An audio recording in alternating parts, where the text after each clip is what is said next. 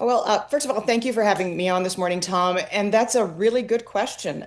We have seen a much more hawkish tilt come out of the central bank district presidents. Lori Logan, Bloomberg did a great feature on her recently. She's kind of got her own markets desk that I started in Dallas. She keeps that up and running, and she has some very definitive ideas about the balance sheet. I think she would be of the same mind as a future chair Warsh. We need to shrink that balance sheet. Right. In fact, I think that most district presidents would concur with that. The trick will be execution, Tom. It's going to be execution, but folks, this is great because, Paul, we get people on from London. Bank of England comes out, Sure. 5-4 vote, and everybody's like, well. Danielle DiMartino Booth is not well.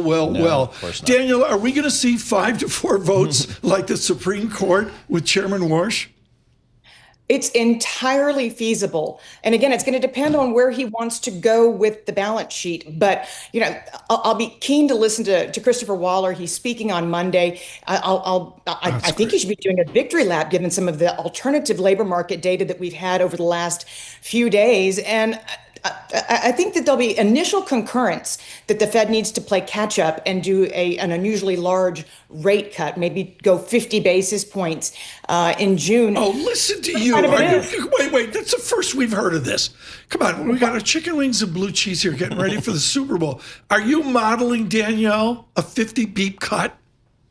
In June? Oh, certainly I am. And you saw yesterday when financial conditions and volatility became really acute, that the work function on the terminal showed you that we'd gotten all the way up to 27% probability of a March rate cut. So a lot's going to depend on non-farm payrolls Wednesday and CPI next Friday. A lot's going to depend on the upcoming data that we've got coming out. We've also got a second non-farm payroll report before the Fed meets again March 18th. And to add a little bit of extra spice to your chicken wings, Kalshi still has a 69% probability that Powell's going to leave after his chair term ends in May. But the flip side is that there's a 31% chance that he'll stay. We don't know. And Powell does not have a scheduled speech until that March FOMC. Danielle, again, today was supposed to be Jobs Day, but it's not. Mm-hmm. But yesterday we got challenger job cuts, largest since, I think, 2009. We got initial jobless claims came in higher than expected. Do you read anything to that data? Because I would suggest that maybe this labor market perhaps is even weaker than we think. I think that there are definite warning signs. There was a lot of naysaying yesterday that it was concentrated in three companies. But even if you netted those three companies out of the challenger data, we still had a higher number than we had last January, on top of the lowest January for hiring in data to 2009.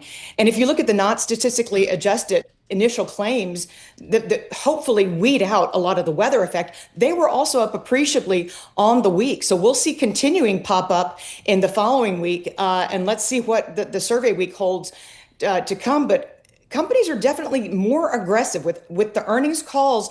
If they feel like they're going to miss in any aspect of that earnings calls, boy, they're going to have a layoff announcement that accompanies it.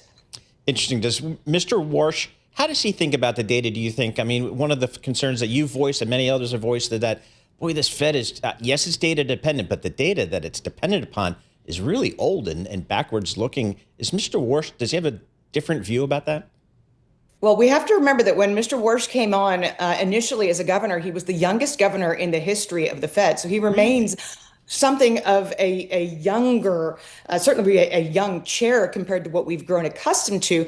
I say this because he's going to be more open to alternative data sets in the same way that Christopher Waller has been more open to alternative data sets. He's going to pay attention to the private core in payrolls, which nets out education and healthcare, to see what the real underlying momentum is in the labor market when you net out those recession-proof industries that, by the way, completely carried ADP yesterday. Had it not been for that, we'd have had a negative, a much deeper print, on Tuesday. Yeah.